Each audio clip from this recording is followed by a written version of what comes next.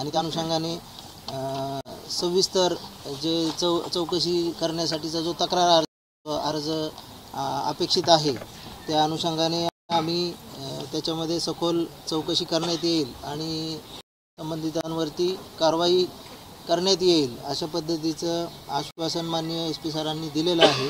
तर त्या अनुषंगाने आम्ही वाट पाहत आहोत।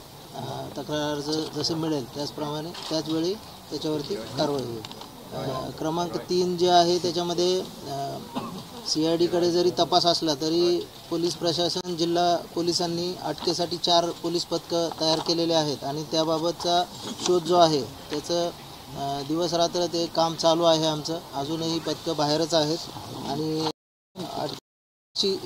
ज्या यंत्रणेकडून किंवा जे गोपनीय माहिती मिळत आहे किंवा ग्रामस्थसुद्धा आम्हाला काही माहिती शेअर करत आहेत त्याच्यानुसार जे इनपुट मिळतात त्याप्रमाणे सर्व दिशेने तपासाचं काम चालू आहे। क्रमांक 4 आणि 5 हे परत एकदा सांगतो की सहआरोपी बनवणं हे CIDकडे तपास असल्यामुळे सदरबाबत जे काही सविस्तर तक्रार अर्ज येणार आहे त्याचं माननीय SP सरांच्या स्तरावरून संबंधित विभागाला कळवण्यात येईल आणि त्यानुसार त्यांच्याकडून पाठपुरावा देखील करण्यात येईल।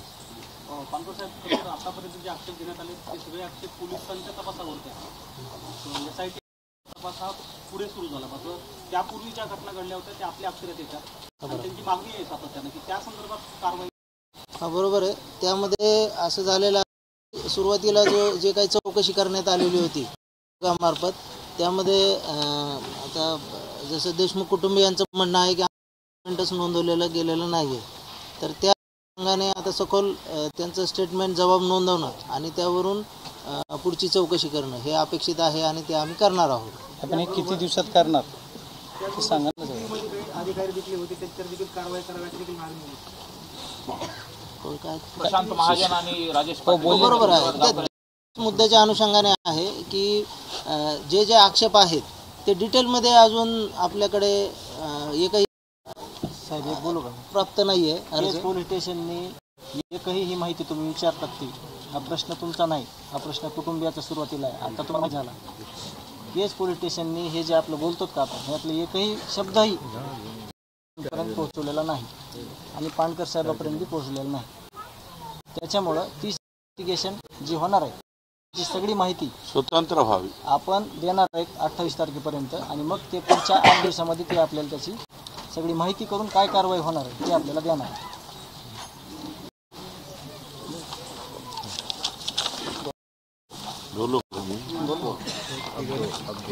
मस्सा जो ग्रामस्थ आणि धनंजय आणि संतोष अण्णांचं सर्व कुटुंब या ठिकाणी हे अन्नत्याग आंदोलन आणि त्यातील काही जणांनी तर पाणीसुद्धा त्याग अशा पद्धतीचं हे आंदोलन झालेलं आहे। तो सुरुवातीला माननीय मुख्यमंत्री यांचं मी मनापासून या ठिकाणी आभार मानणार आहे, कारण ही बातमी त्यांच्या ट्विटद्वारे आम्हाला सगळ्याला कळालेली आहे।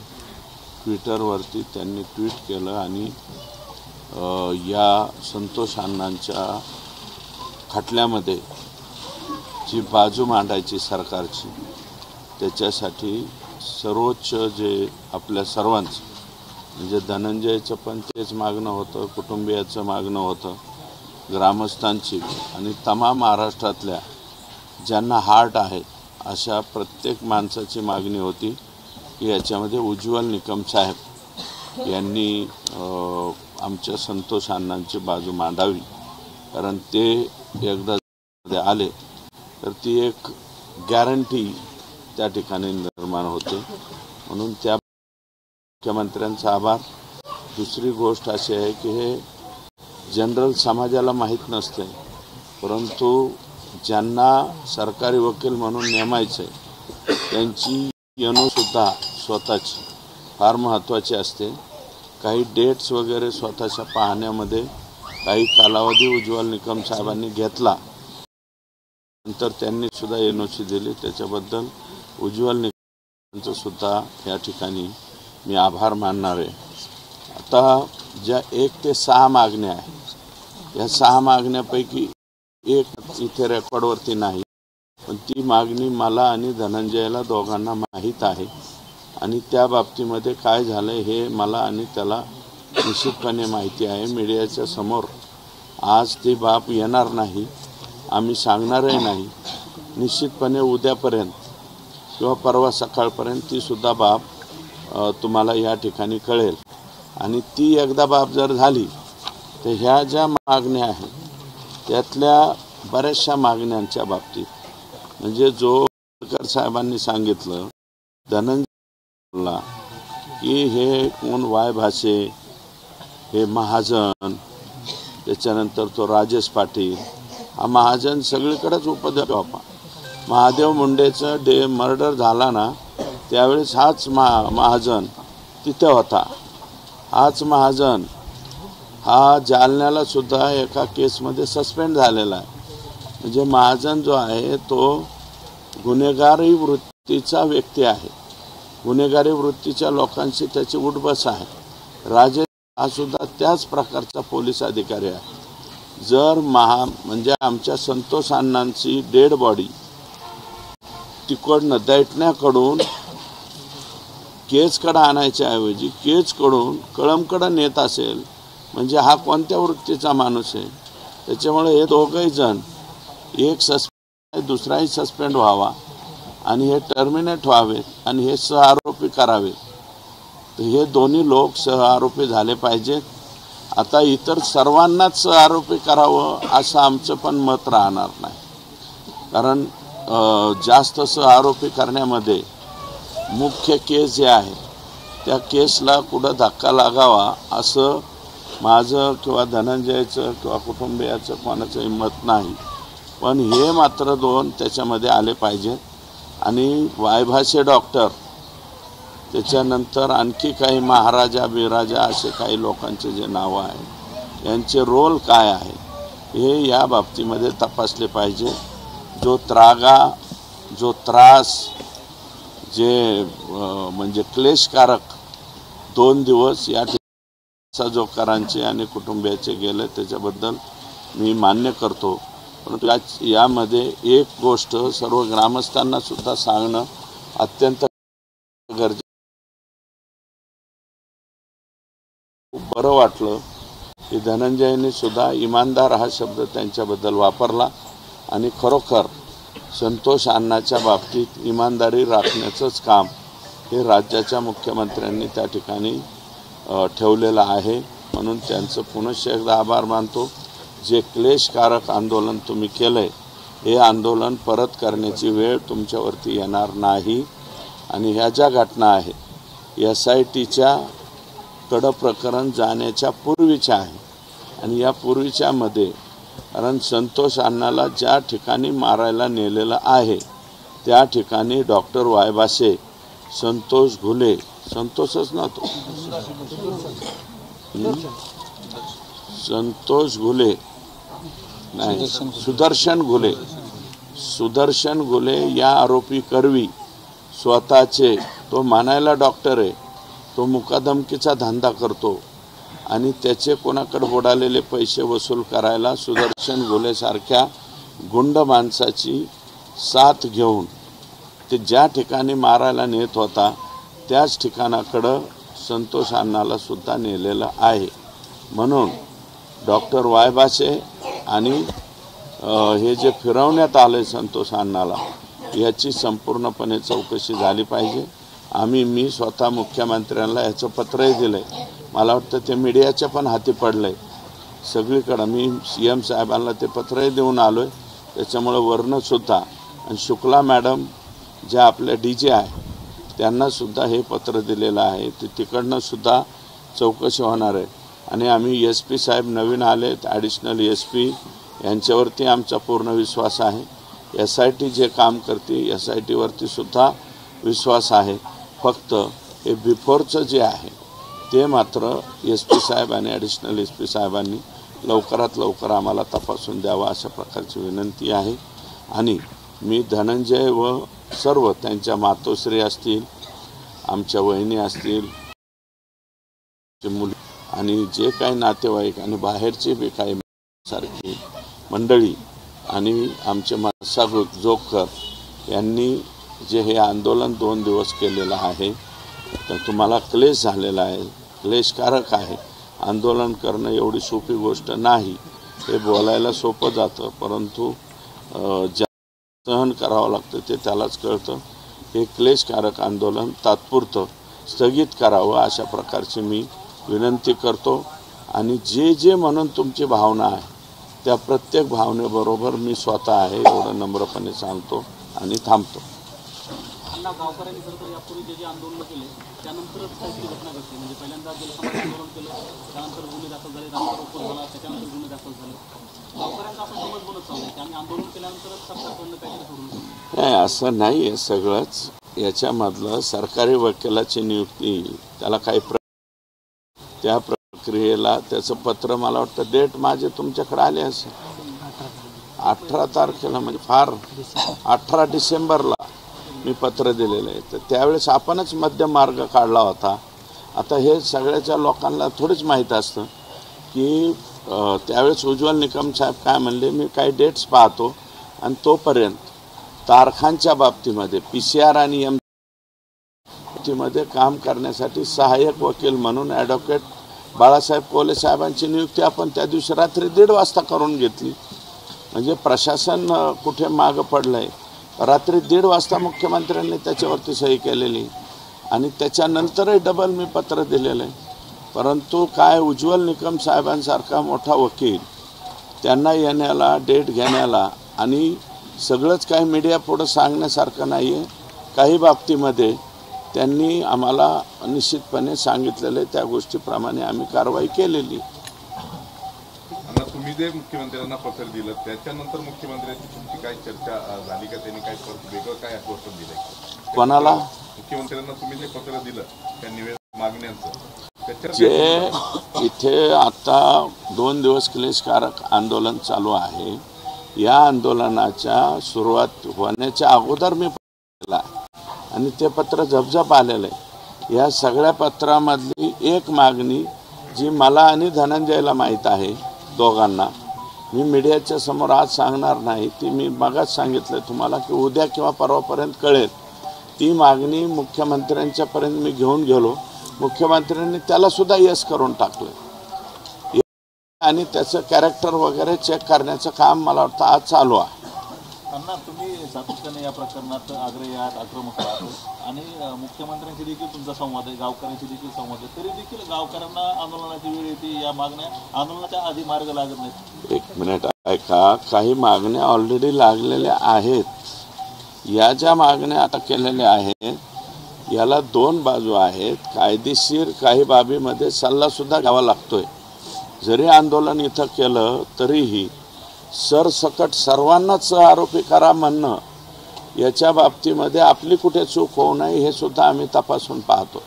त्याच्यामुळं आंदोलन अगोदरसुद्धा काही गोष्टी मार्गी लागलेल्या आहेत, हे राहिलेले आहेत ना, निश्चितपणे राहिलं.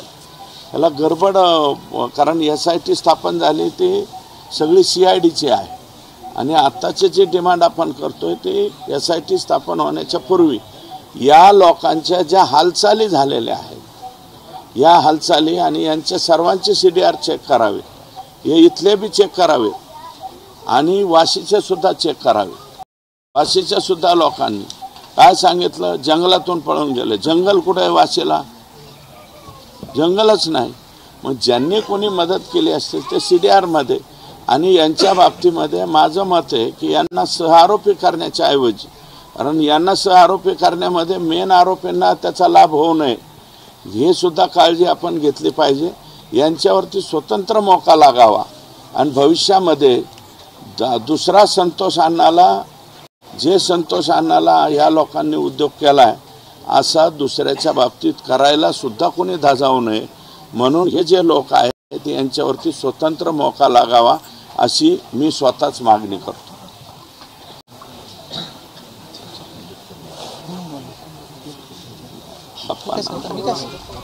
तुम्ही ह्या सगळ्या तपासावर सध्या राज्य सरकार जे आश्वासन देते हे सगळं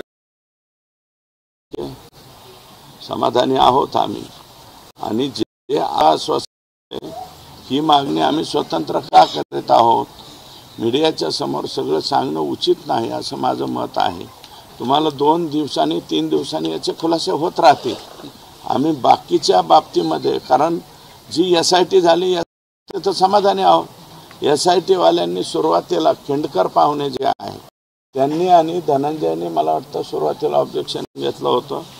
तेव्हापासून त्यांनी तपासाच्या बाबतीत माहिती देण्याचं सुद्धा काम जे आहे ते SITने केलं. SITच्या कामाच्या बाबतीमध्ये कोणीही नाराज नाही.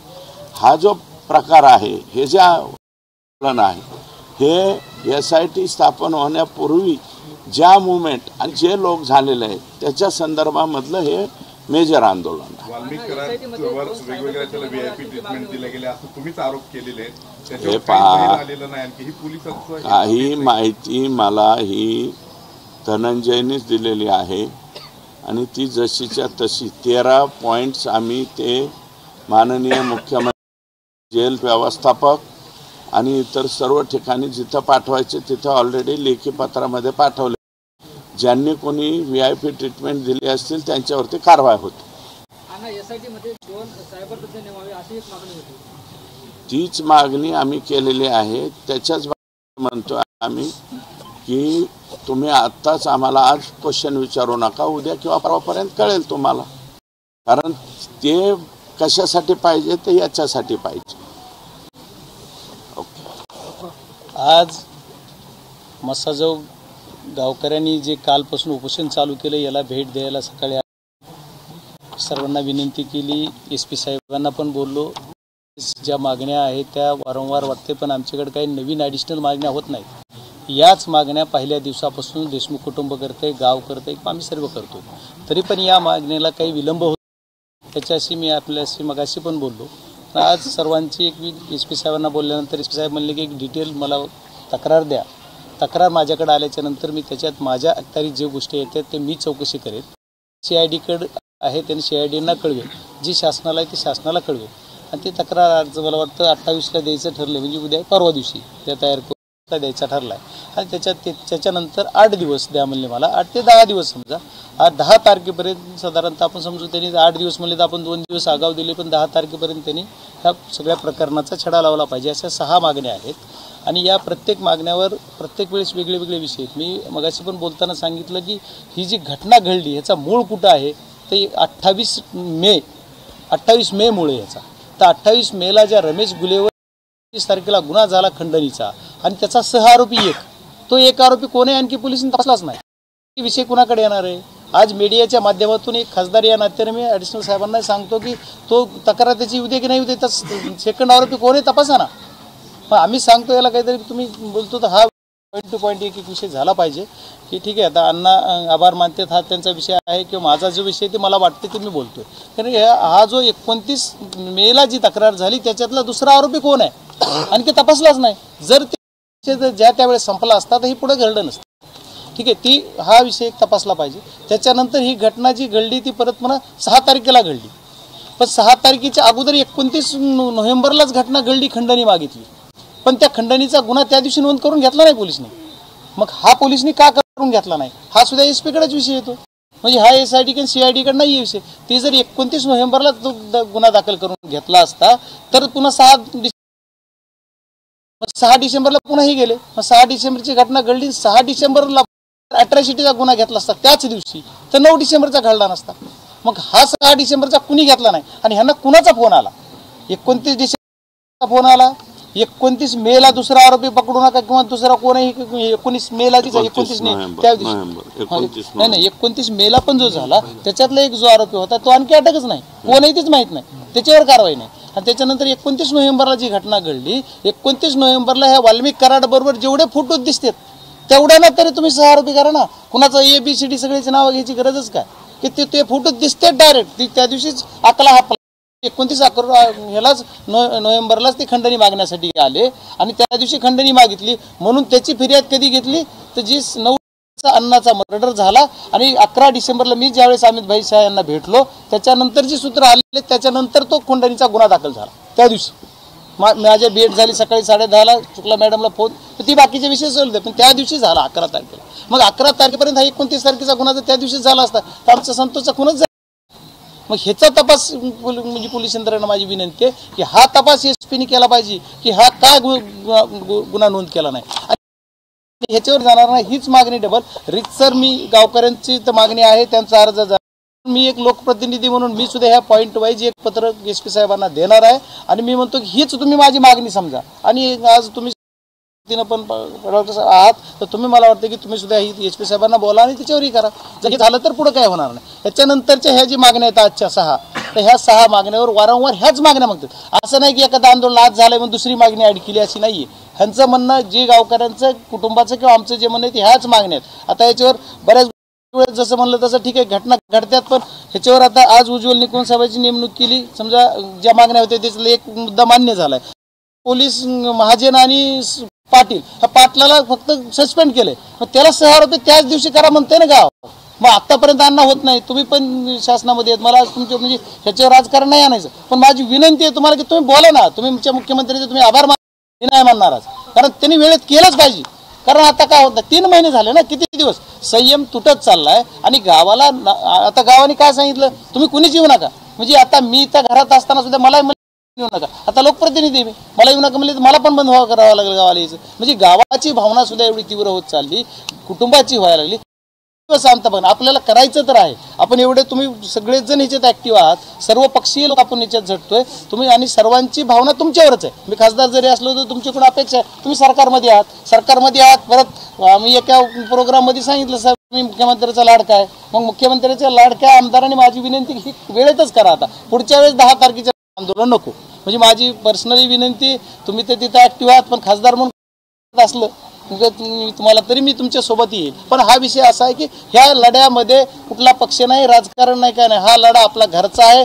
मी तर माझं कुटुंब म्हणून मी लढणार आहे शेवटपर्यंत लढणार म्हणून सांगितलं तुमची तीच भूमिका आहे कारण तुमच्यावर कोणी जरी काय म्हणलं तर मी आताही मला मीडियाने तुम्ही याच्या अगोदर विचारलं मी म्हणलं तो विषय संपला त्याच्यावर काही बोलण्यात मतलब नाहीये हा लढा लढतो आम्ही सगळे हे करतो तर या लढ्यामध्ये माझी अपेक्षा आहे की यांनी सुद्धा मुख्यमंत्री महोदयांना सांगून मुख्यमंत्री महोदयांनी वेळेत झालं पाहिजे आणि आता तो वाशीचा किस्सा तर किती हास्यास्पद आहे की महाजन PI मला सांगितलेलं रेकॉर्ड आहे त्याचं CDR काढा महाजनना मी म्हणल्यावर तुम्ही कसं काय माणसं सुटले तुमची नाही पुढे जंगलातून मला स्वतःला बोलले आणि कुठं जंगल आहे वाशीत आणि व्हिडिओ कुठला येतोय वाशी गावातला चौकातला आणि त्या चौकामध्ये तो PI BI सगळे एवढे सगळे असतात त्या सगळ्या या सगळ्या गोष्टी बेबनाव किती केला जातो आणि माझं म्हणणं आहे की संतोष अण्णाला आमच्या ज्या दिवशी 3 वाजता पकडलं आणि 6 वाजता मर्डर झाल्याची बातमी येते 6 वाजून 5-10 मिनिटाला 3 तासात बातमी येते ती बातमी पोलिसला कळते आणि पोलिसच डायरेक्ट पाठलाय मग आमचे लोक एवढं हक्क गाव 1000 लोक फिरते त्यांना माहित नाही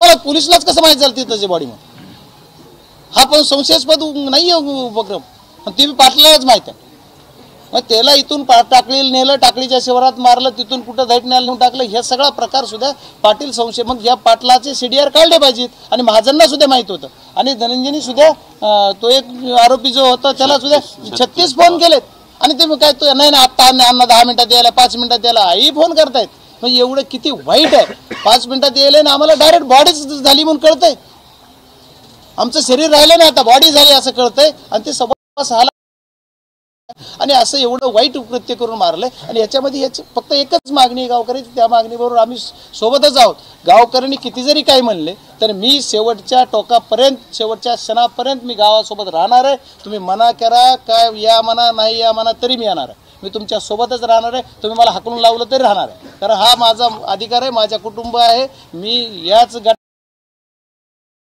सगळ्या गोष्टीत मला खूप प्रेम केलं मला राजकारण न करता पण एवढं म्हणजे प्रेमातलं गाव आहे त्याच्यामुळे मी तुमच्या सोबत राहणार आहे आणि माझी शासनाला मायबाप मुख्यमंत्र्यांना पण मागणी आहे आणि SP साहेबाला विशेष करून मागणी SP साहेब म्हणजे कर्तव्यदक्ष म्हणून आलेले 2 महिने झाले त्यांना इथं येऊन पण त्यांनी आणखी एकाही अधिकारीची बदली केली नाही आणि एका दुसरं तरी इकडे बदला रेग्युलर बदले आणि त्यांचे मुलं बाळ बघता सगळेचे आमचे मुलं बाळ मरायला लागले आणि ह्यांचे मुलं बाळ कुठवर बघणार एखाद्याला नाही उचलून टाकतं इमर्जन्सीचे अधिकार आहे SP ना एखादा अधिकारी तरी कुठला तरी बदला असं म्हणजे आज जरी सध्या लोक जी काम करतायत त्यांचं कौतुक केलं जाईल CID जो हा तपास आहे यांना सुद्धा विनंती की यांनी सुद्धा पारदर्शकपणा या काही घटना तर समजा अण्णा जसं म्हणले की आम्ही काही घटना नाही मिळेल समजा नका सांगू पण ज्या घटना जे काय केलंय तुम्ही मागं जे करायचंय किंवा जी गोपनीयता भाग त्या SIT CID नाही सांगावा पण जी बोलता येते तेवढं आम्ही एवढं केलं ते सांगितलं पाहिजे लोकांना लोक समाधानी होईल समाधानी होईल, कुटुंबाला समाधान लाभेल. कुटुंबाला जरी विचारायला गेलं तर धनंजयला दाब दिला जातो तिथं, आणि त्या आरोपीचा काय, ते हलताच कशाला तिथं? तो आरोपी ज्यांना जो माणूस दाब देतो CIDच्या याच्या डायरेक्ट तो आला कसा? मग आतापर्यंत त्याचं काय काहीच झालं नाही, त्याच्यावर साधा गुन्हा नाही, NC सुद्धा दाखल नाही. मग अण्णा कसा तुम्ही म्हणता? तुम्ही स्वतंत्र मोकोका लावा नाही 5-6 जणांवर. ज्या दिवशी 6 तारखेला मारलं त्या दिवशी सुद्धा बाहेर किती जण होते? 10 वेळेस म्हणलो बघितलं मी. 6 तारखेला जे आवाडा कंपनीच्या दारात काही लोक होते आणि मध्ये भांडणं चालू होते, हे बाहेर कोण कोण होते ह्याचा तपास सगळ्या पोलिसला माहिती आहे, कारण पाटील त्यांच्यात होता.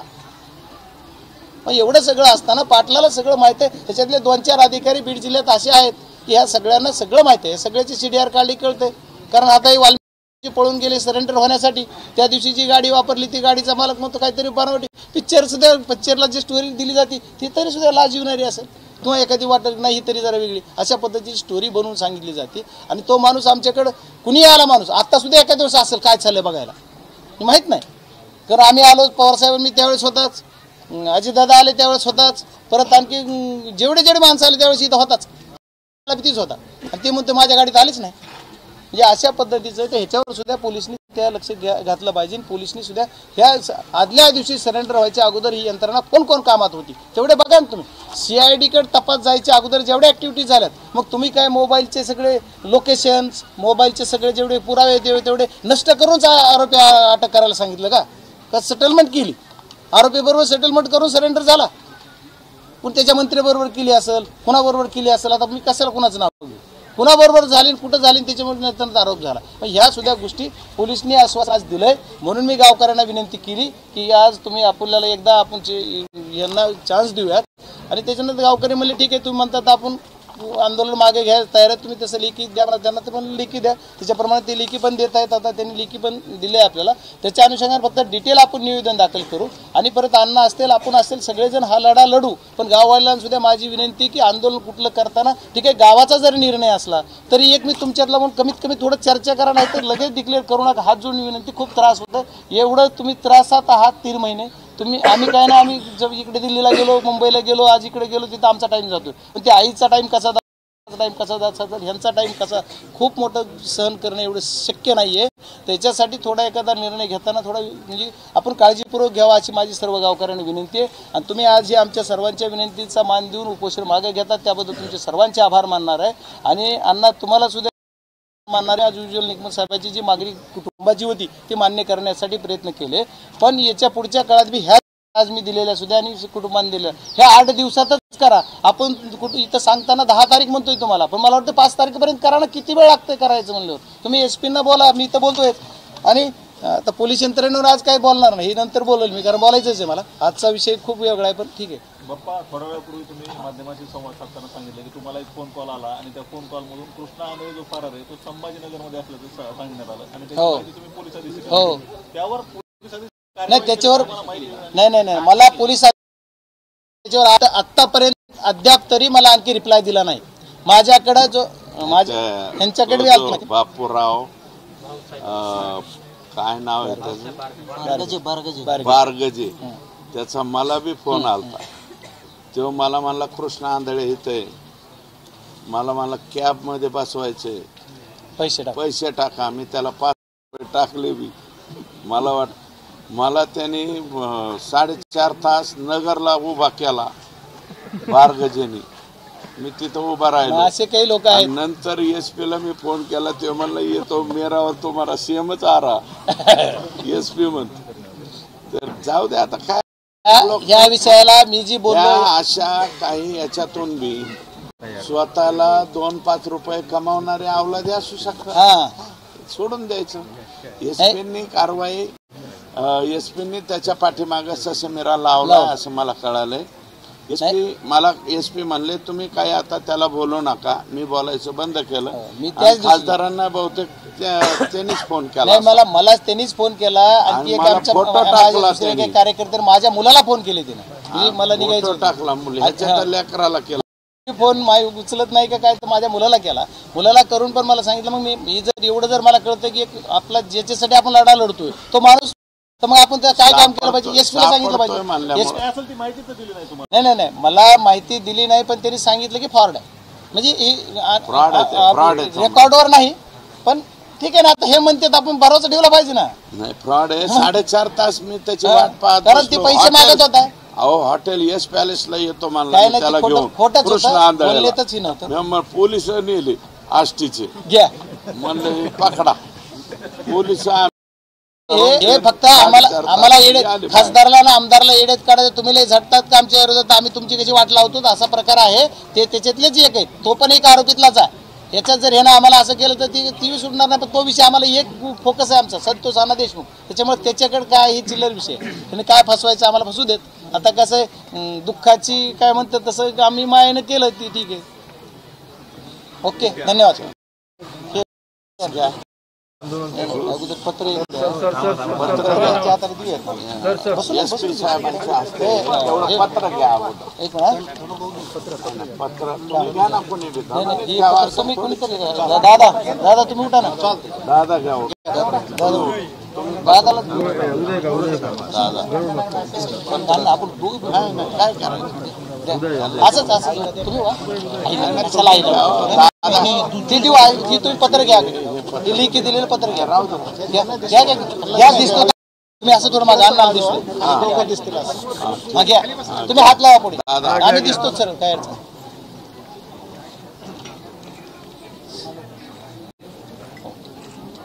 Thank you sir. हे